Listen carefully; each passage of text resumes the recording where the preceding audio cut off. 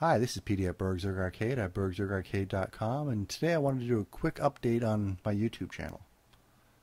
Now you'll notice when you come to my YouTube channel, I have this little, well actually quite a big box down here, the moderator box, for people to, I've asked people to put suggestions in for things they want to see implemented. Now to be honest, I hate this thing. It's big, it's bulky, it's really ugly, it sits right in the middle.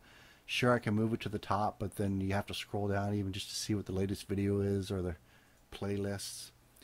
Anyway, what I'm trying to say is I'm going to get rid of this, but I wanted to go over all the suggestions one by one before I do, just so people know that I actually do read this.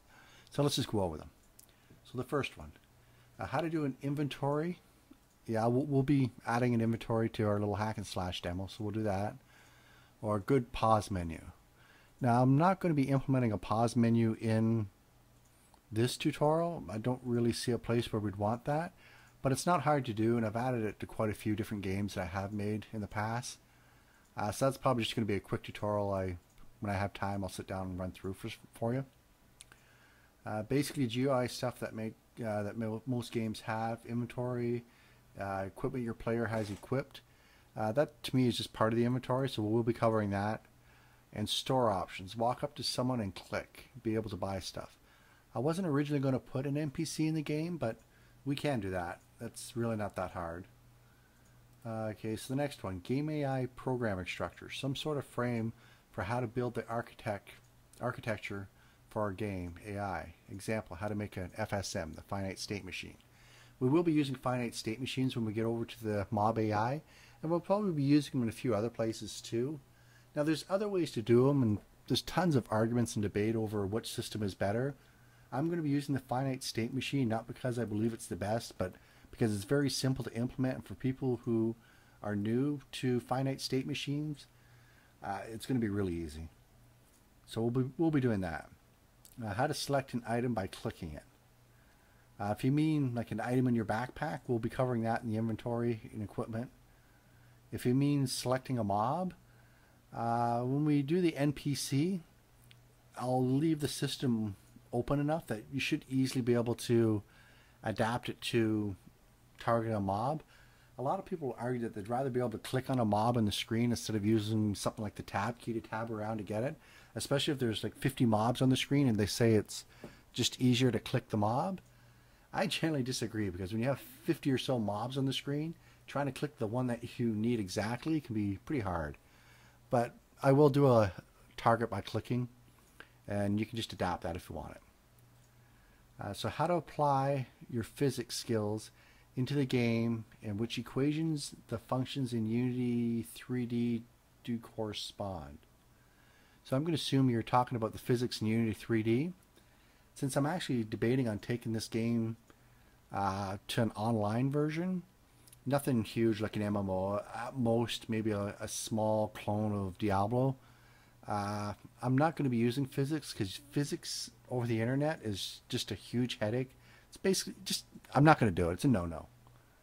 So this here I won't be doing, but I might already have some tutorials for it. If you go to BurgZerg Arcade, click the Unity API. Now physics is a class, so we'll go into classes. I do have physics, so I have at least one in there.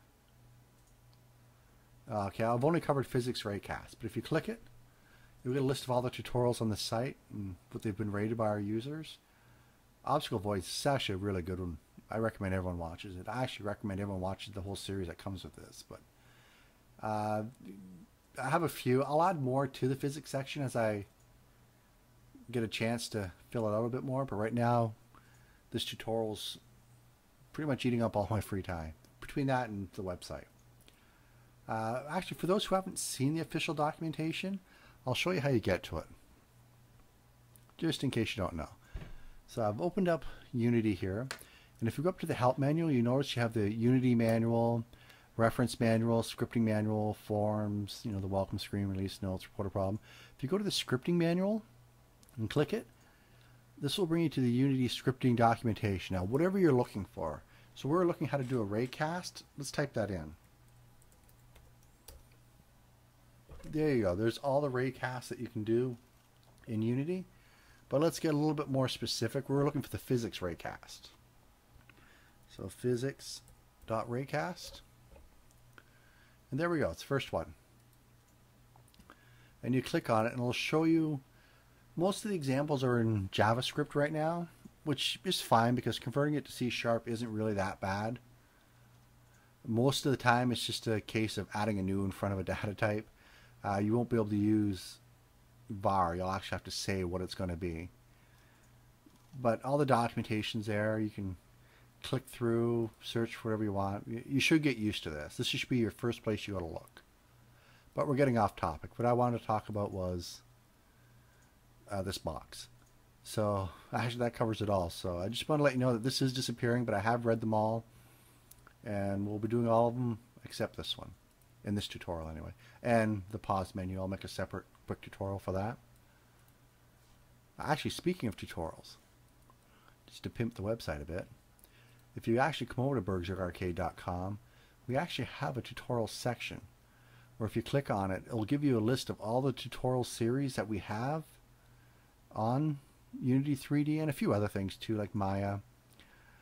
You'll notice some of them span, like hack and slash spans multiple ones, categories.